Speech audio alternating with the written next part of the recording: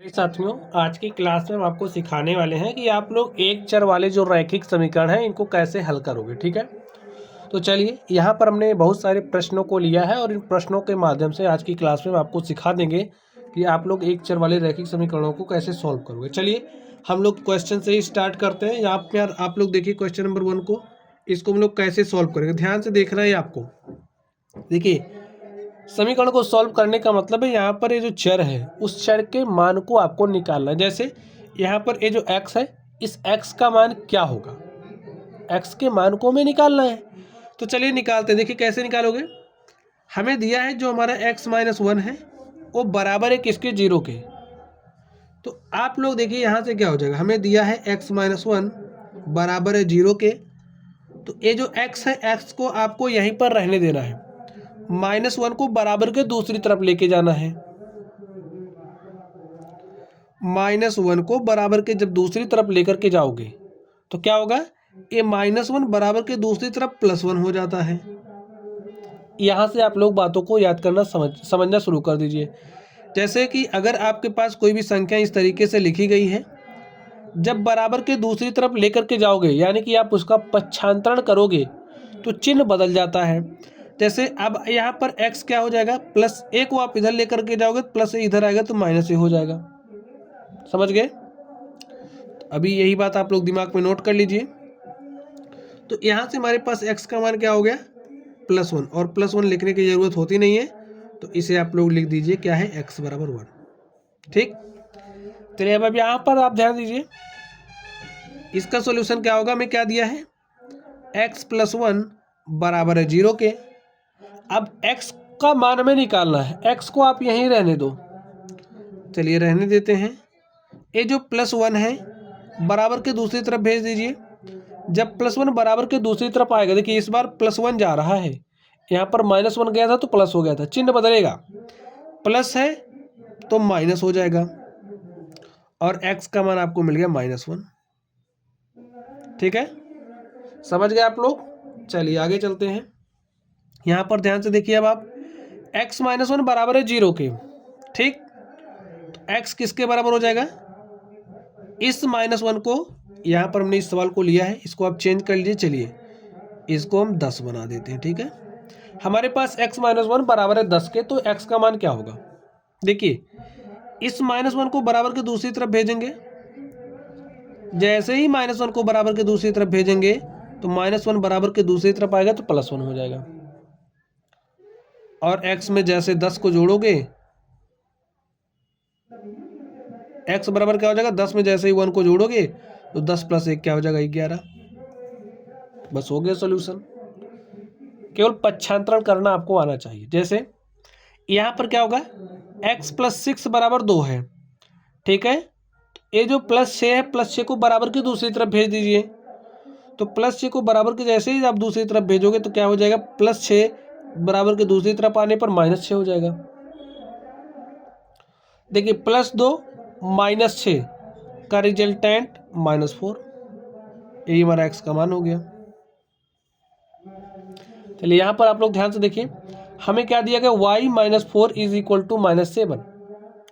क्या होगा इसका सॉल्यूशन, -4 को बराबर के दूसरी तरफ लेकर के जाओगे तो चिन्ह परिवर्तित होगा, -4 बराबर के दूसरी तरफ जाएगा तो -4 यहाँ पर +4 हो जाएगा, -7 + 4 क्या हो जाएगा, -3, और इस तरीके से y का मान क्या आ गया, -3। स्टूडेंट्स आप लोग समझ पा रहे हो? अभी तक हमने क्या सीखा, जैसे कि अगर हमारे पास x प्लस समथिंग, यहाँ पर समझिए a है, बराबर है 0 के, या कुछ भी हो सकता है, जब आप पक्षांतरण करके इस तरफ लेकर के आओगे तो चिन्ह परिवर्तित हो जाएगा, प्लस है तो माइनस हो जाता है, माइनस है तो प्लस हो जाता है। तो यहाँ से x बराबर क्या हो जाएगा, +a इधर आएगा तो -a, और x - a बराबर अगर 0 है तो -a इधर आएगा तो हो जाता है +a। ठीक है, अभी तक आपने इतना ही सीखा है। चलिए आगे देखिए, यहाँ पर भी वही करना है, y-4 बराबर है 4 के, तो -4 को बराबर के दूसरी तरफ भेज दीजिए। -4 जैसे ही बराबर के दूसरी तरफ आएगा तो +4 हो जाएगा, 4 में 4 जोड़ लेंगे तो 8 हो जाएगा, y का मान क्या आ गया, 8 आ गया। ठीक, चलिए यहाँ पर ध्यान से देखिए, y + 4 = 4 दिया है, क्या करोगे, y को यहीं रहने दो, इस 4 को आप बराबर के दूसरी तरफ लेकर के आइए। +4 जैसे ही बराबर के दूसरी तरफ आएगा तो -4 हो जाएगा, और 4 में से 4 घटा दोगे 0 हो जाएगा। y का मान क्या आ गया, 0 आ गया। चलिए यहाँ पर देखिए, y + 4 = -4 दिया है, y को आप यहीं रहने दो, बराबर लगाओ, ये +4 बराबर की दूसरी तरफ आप लेकर के जा रहे हो, तो जब +4 आप बराबर की दूसरी तरफ लेकर के आओगे तो -4 -4 कितना हो जाएगा, -8। समझ गए। चलिए अब हवा थोड़ी सी बदलेगी यहाँ पर। अब तक आपने +a को बराबर की दूसरी तरफ ले गए -a हो गया, -a को बराबर की दूसरी तरफ लेकर गए +a हो गया, लेकिन अब यहाँ पर थोड़ा सा हवा बदलने जा रही है। देखिए क्या होगा, यहाँ से आप ध्यान से देखिए, हमें 3l = 42 दिया है, तो समझने के लिए आप थोड़ा सा इसको इस तरीके से लिख लीजिए। 3l का मतलब आपको 3 × l दिया है, ठीक है, 3 × l 42 है, इसे आपको हल करना है, यानी कि l का मान निकालना है। तो l को आप यहीं छोड़ दो, ये जो 3 है 3 को उधर भेजो, लेकिन देखिए इस बार ना तो धन के साथ है ना तो ऋण के साथ है, इस बार 3 गुणे के साथ है, ठीक है। तो गुणे के साथ है, जब गुणे यहाँ पर गुणे के साथ है, बराबर के दूसरी तरफ जाने पर भाग हो जाता है, ठीक है। जैसे यहाँ पर 3 गुणे में है तो यहाँ पर आएगा भाग में हो जाएगा, ऐसे। और इसको आप सॉल्व कर लीजिए, 3 से 42 काटिए, तो भाई भाग देना आप जानते ही हो, ऐसे 42 को भाग दे दीजिए 3 से, देखिए क्या हो जाएगा, 3 × 1 = 3, घटाया 1 आया, 12 हो गया, यहाँ पे 3 × 4 = 12 पूरी तरीके से कट गया, और यहाँ पर हमारे पास 42/3 का मतलब क्या हो गया, 14। यही आंसर हो गया। तो बदली हुई आप हवा आपकी समझ में आई, नहीं आई, चलिए अभी आ जाएगी। यहाँ पर एक क्वेश्चन आपको और लेकर के इसी तरीके से समझा दे रहे हैं। जैसे हमारे पास 4x है, 4x = हमारे पास हो गया 56। एक दूसरा समीकरण हमने लिया आपको समझाने के लिए। अब देखिए यहाँ पर 4x का मतलब 4 × x लिखा है, ठीक है, और x को आप यहीं स्थिर कर दो, यहीं रहने दो। यहाँ पर 56, 4 इधर गुणे के साथ है तो यहाँ आएगा भाग के साथ हो जाएगा, काट दीजिए, 14 चौके 56, 4 × 4 और 1 5 4 चौके 16, तो हमारे पास आ गया 14, x का मान 14 आ गया। ऐसे ही आपको सॉल्व करना है। चलिए जे पर चलते हैं और देखते हैं इसका सॉल्यूशन क्या होगा। ध्यान से देखिए, अब फिर हवा थोड़ी सी बदल रही है।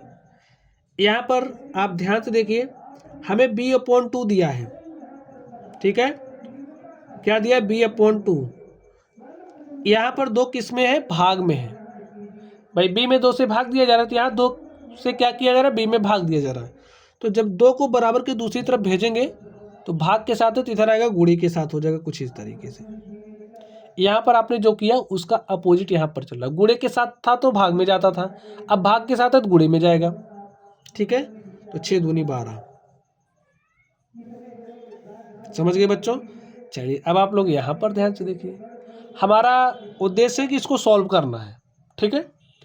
तो जिसको यहाँ पर a है चर, तो इस a का मान ही निकालना है, तो a को आप यहीं छोड़ दो, ठीक है। देखिए यहाँ पर 5 कैसा है, भाग के साथ है, तो इधर आएगा गुणे के साथ जाएगा, तो 7/15, 5 यहाँ पर भाग के साथ है, यहाँ आएगा गुणे के साथ हो जाएगा, तो ऐसे लिख लीजिए। अब आप लोग ध्यान से देखिए, भिन्नों का गुणा आप लोगों ने सीखा होगा, अगर नहीं सीखा तो वीडियो के डिस्क्रिप्शन बॉक्स में लिंक मिलेगा, वहाँ से सीख लेना। अब आप इसको ऐसे कर लीजिए, जब 2 भिन्नों का गुणा करते हैं तो अंश का गुणा अंश में और हर का गुणा हर में, तो कर लीजिए, अंश का गुणा अंश में और हर का गुणा हर में, ऐसा हो गया। अब देखिए 5 × 1 = 5, 3 × 15 कट गया, 7 × 1 करोगे तो 7/3, यही हमारा आंसर हो गया। ऐसे ही आपको सॉल्व करना है। चलिए नेक्स्ट चलते हैं और देखते हैं उसका सॉल्यूशन क्या होगा। तो आप लोग अब ध्यान से देखिए, इसको तो आप लोग सॉल्व ही कर ले जाओगे। कैसे करोगे, z/3 दिया है इक्वल किसके, 5/4 के, तो z का मान निकालना है, तो z बराबर क्या हो जाएगा, 3 यहाँ पर भाग के साथ है, इधर आएगा गुणे के साथ हो जाएगा, 5/4 गुणे में 3, 3 के नीचे ऐसे 1 लिख दो, अंश का गुणा अंश में और हर का गुणा हर में, तो 5 × 3 = 15, 4 × 1 का मतलब 4, तो z का मान आ गया 15/4। तो प्यारे साथियों, अब आप लोगों ने सीख ही लिया होगा, ठीक है। तो चलिए आप लोग पढ़ते रहिए। अगर आप लोगों को कोई भी डाउट हो तो कमेंट बॉक्स में कमेंट करना। वीडियो पसंद आए तो वीडियो को लाइक कीजिएगा, चैनल पर नए हो तो चैनल को सब्सक्राइब कर लेना। चलिए आप लोग पढ़ते रहिए। Thank you.